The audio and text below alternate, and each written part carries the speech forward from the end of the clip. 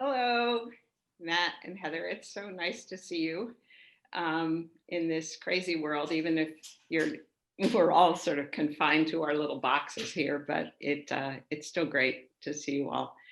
Um, I thought we might start by just reflecting on where we intersected at Harvard and why we worked together. And it really, in my mind, was that we were all teachers in the past and that we were interested in teaching as a career, as a profession.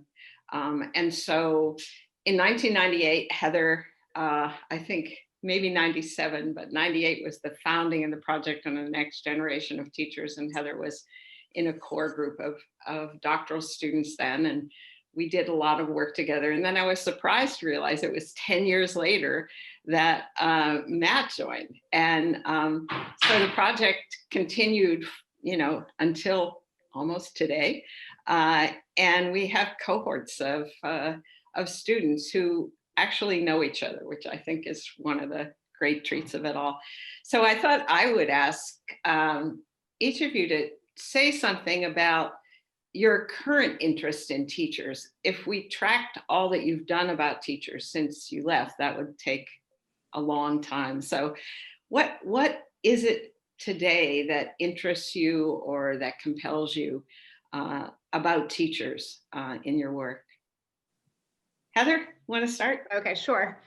Thank you, Susan, for that kind introduction. And it's great to see you. And Matt, it's also great to see you as well, and to be reminded of our intersections and our continuing intersections now in our careers and the ways in which the sectors within which we work overlap. So your question was about teachers. So right now, as the Senior Associate Commissioner managing the Center for Instructional Support at the Massachusetts Department of Elementary and Secondary Education, which is my very long title, I'm responsible for managing a team that supports the 79,000 educators in Massachusetts. And so right now I'm deeply interested in supporting them around instruction that's effective for all students, and particularly instruction that supports students of color, students who have historically been marginalized, and students who've been overlooked in our system.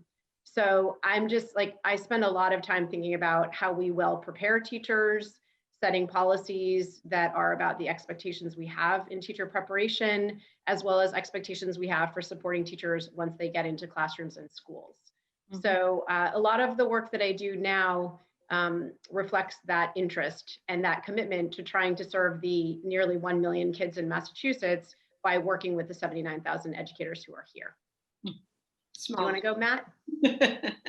Great. It's just a pleasure to be with you both today. I can remember vividly my first semester at Harvard, taking Susan's class and just being so excited about the ability to dive deeply into these challenging and I think fundamental questions around who should teach and how should they organize their work, and what does that mean for a society that is trying to uphold democratic principles and advance the well-being of everyone. And I think those questions are probably even more important today than they have ever been. And so, that really helped to spark a now kind of career-long passion in trying to understand how we can create a society where teachers are valued, where the workforce is attracting the folks and supporting them to do what is, I would argue, one of the most core acts of service and work that we have in our country.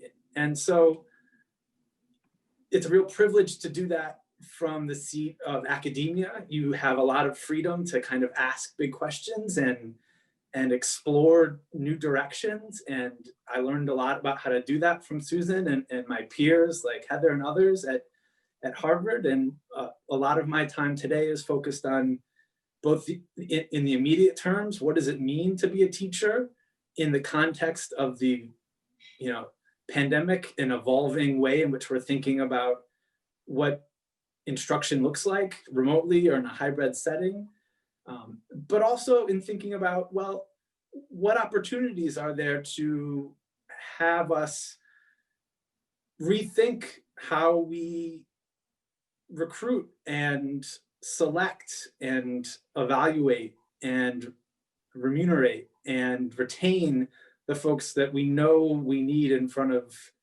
every kid in a classroom. I'm really curious when I realized who else was going to be here, that we have this perspective on policy and what it can do, and another perspective on research. So the research is often informing the policy or presuming to inform the policy. I would just be really curious to hear, Heather, you've done something that neither of us has done, really working in that policy world. And I wonder how it looks to you, and is it a good place to be? Is it influential in the way that you would want to be? Well, I will say that one of the things I learned when I was at the ed school from you, Susan, is about the power and importance of research. So I'm grateful to both of you for the good work that you've done over the years. And that work has influenced and informed the policies that we make. At least I try to inform the policy decisions that I make or the recommendations I make with the research. Sometimes that isn't always possible. But I mean, I like to think that our policy is making impact on students. Sometimes it's really hard to measure exactly how a state agency is making impact on a classroom of students. And so the measures we have are often quite distal, which is frustrating. And they're often really lagging. So thinking about what are the proximate measures and how do we get more and better data in a quicker turnaround is something that I try to think about. But I do think that the policies that we set have impact. For example, we just revised in 2019, we revised the standards for our expectations of the subject matter knowledge that teachers should bring before they get into classrooms, in an effort to more closely align the content knowledge that teachers need in order to teach students. And we revised the tests of educator licensure to reflect those policy changes. And then we went to the ed prep programs and we helped to support them to make changes in their programs. So I like to think there are about 77 ed prep programs in Massachusetts, and they're producing thousands of teachers each year. And so I like to think that those changes in policy had an impact in the knowledge that teachers are bringing into the classroom, and hopefully then had an impact on students. So we try to be driven by qualitative data that comes from teachers themselves, from administrators, as well as from students and families. And then we also are grateful for economists like Matt, who provide us with quantitative data that says things like, coaching in a specific setting with a specific duration actually makes impact on the way teachers instruct. And so might we at the state level think about how to support a coaching model based on findings that are coming out of research, like the research that Matt does, which is informative, good, and changes the way we think about how to set the policies. So I like to think we have impact, but I also have a lot of humility about the fact that sometimes we don't, and sometimes we have impact in ways that we didn't anticipate, and it can be quite flawed. That's so interesting to hear from the perspective of someone doing this incredibly important and hard work at the state. It's, from a research perspective, so exciting when you learn about a policy change or a new program that you think has a lot of potential, and you're able to convincingly understand its effect on kids, on real kids. They're not numbers in the data set. These are real people. And I think the example you raised, Heather, around coaching is one area where I've really just I think the data have been quite compelling. Other work that I've done related to the intersection of teachers' work and policy have been around thinking about ways in which schools and teachers organize how they communicate with parents, and also how school districts organize the process and timing of when teachers are hired. And in all three of those areas, coaching, communication, and hiring, we've found in our work very compelling, I think, causal evidence to show that these things can matter a lot for teacher attention as well as students' outcomes. I've also, building on what Heather said, been very humbled by the challenges of translating that in a way that's meaningful for people to act on it. And even if that partnership and translation is successful, the likelihood that that policy and practice will be successful when adopted and adapted in another context, in another setting. One of the things that I think makes education so fascinating and sometimes infuriating is this kind of classic decentralized egg crate nature where people are passionate about their context being unique and the challenges of translating what worked in one setting to another. And so we keep stumbling, I think, a lot in this field in trying to identify what works, but then building a body of that best practice in scaling it. And I think there's a lot of debate going on around kind of how and if we can do those things. I'm curious, Susan, from your perspective, you've seen kind of the ebb and flow of a number of different reforms over the decades that speak to these questions of teacher effectiveness. Who should we teach? How should they be certified? And what has been your take on kind of what has worked or the policy approach to these questions? I sort of laughed because Heather and I were involved in studying alternative preparation when when she was doing her dissertation, and it's interesting to me that you're running the show now, Heather. Really, I like that. That there are standards and no tutoring in the summer with a child who's having trouble with state tests is not the best kind of practice for teaching. It's a hard question, Matt, because I think there are certain truisms about teachers and why they want to do that work, and that if schools aren't responsive to that, then we have a problem. There may be best practices best practices, of course, in quotes, that might work with a very sophisticated, highly trained, practiced group of people. But if they're not kind of in line with people's priorities about their work, I think that is really hard. The decentralization of teaching on schooling really is a reality, and we have to figure out how to constantly set the bar high, what it is we want to accomplish, what's important for every child, but figure out how things can be flexible in the hands of professionals to actually make them work. So I continue to Matt, the work that we did together on context and that you have continued to do seems very important to me, that teachers work in schools. And I'm absolutely convinced that the school is the place where it has to work for teachers. If it doesn't, it's really, really hard and not good for kids, because there's not continuity and coherence in what they experience. But then I come to the realization, well, if the principal's not good, if the principal doesn't understand teaching and learning and kids, then there's a whole staff of teachers who can't do their best work. And so one of the things I find most difficult is thinking about where to affect the system. So in policy, I can understand why someone would create a list of what every principal should learn in pre-service programs, but the work is so hard, and until you're in the middle of it, you don't quite get that.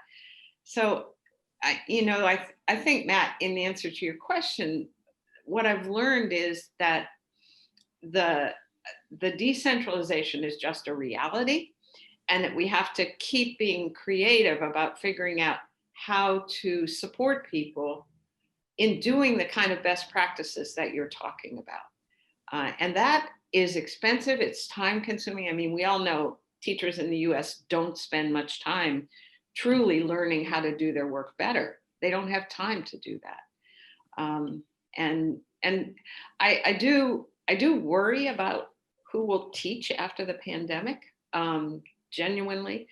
I think that, there's a lot of hope that teachers will be valued again, but it's going to be hard to convince some people that this is work that they can sustain, unless pretty quickly schools and the society kind of provides what they need to do their work. So there are a lot of predictions about what schooling will be in 20 years, 25 years. I want to know about a year from now, where are we going to be? I think there's incredible uncertainty. So figuring out the relationship of the policy and the research and the best practices and the supports is, I think, an enormous challenge right now. I think that's really interesting, Susan, because one of the things that we're seeing from the state level is that there's actually been an increased collaboration among teachers in the last, almost year since we've been experiencing the pandemic, and in ways that I think are quite profound. So where it used to be okay to close your door, and right, as Matt said, like continue with the egg crate structure that Dan Lordy described, and thank you, Susan, for the introduction. Exactly. Right. Straight from Susan's class. Right, exactly. So this persistence of the egg crate, like the egg crate has had to be totally turned over because of this pandemic, and because of the ways in which teachers have had to rely on each other, both because of staffing challenges, because of things like quarantining, but also because they more than ever need to understand where the children are in Susan's class and Matt's class and right, my class, in order to make sure that we're advancing the learning of those kids in ways that just are so different. There's just a dependency and an interdependency that I think we haven't seen before. Yeah. So I see that as something that's promising. Go ahead, Susan, you were going to jump in. No, I absolutely agree with you. I've been, was tracking some teachers' work in some schools in a low-income district, severely challenged.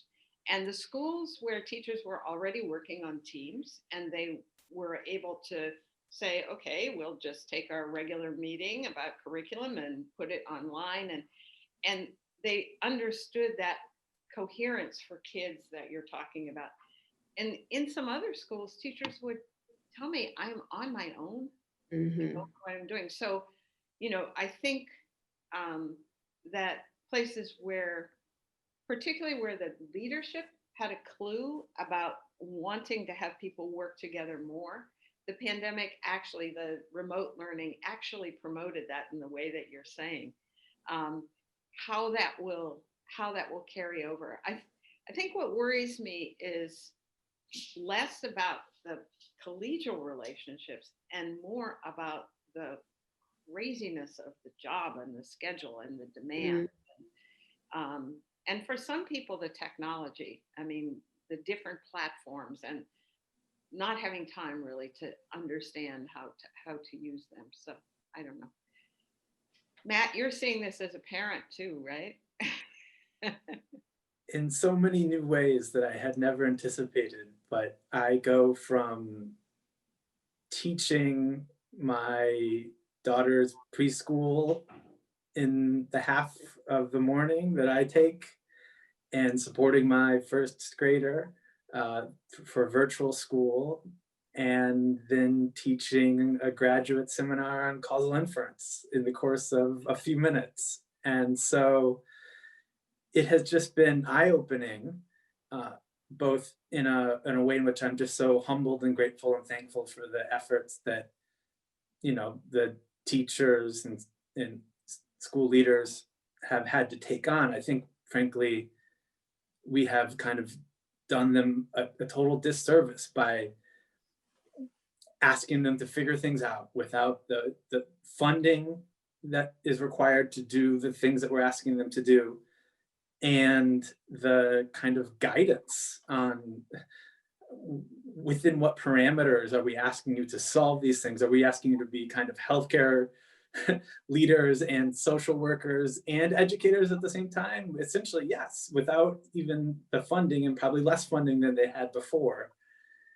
I also, you know, have gained a newfound appreciation for how important just core relationships are to teaching, and how, as fancy and novel online education and hybrid learning may be, and the opportunities to kind of break down some barriers, that at the end of the day, I think education boils down to those relationships on a day-to-day basis between teachers and students. And we're seeing the consequences of not having that bear out in just very stark ways. And I think hopefully that helps us to better appreciate the hard work of teaching. You know, we see all of these social media posts about, if I had only known, you know, teaching my own one kid classroom would have been so hard. I would have, you know, better understood the Herculean work that teachers do day in and day out.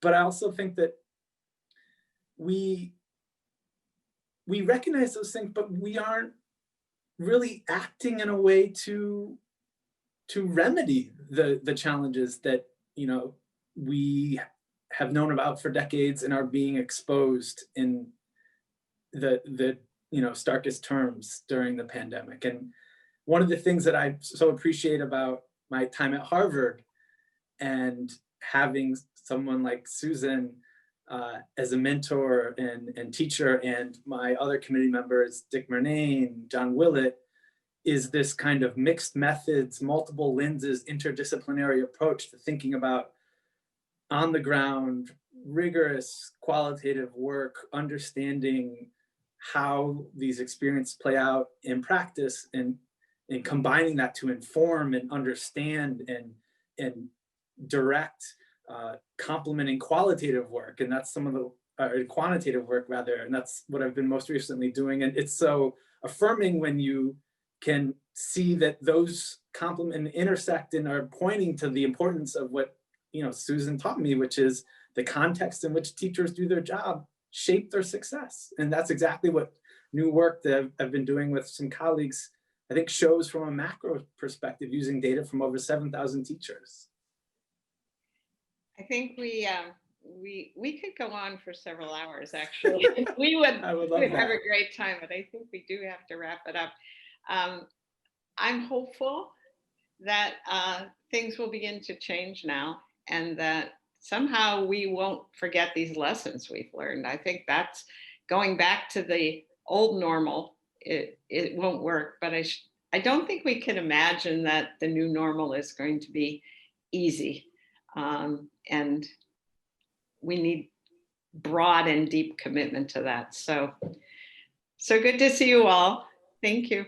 Nice to see you. I think I would just add that in the same way that we think about schools as organizations and also as places of relationship, so too was Harvard that way. And the ed school at Harvard is really a place where we learned about content, and we learned about the research, whether quantitative or qualitative. You know, your articles, things like what motivates, what matters, one of Susan's early articles, like that's still meaningful. Those questions are still so critical.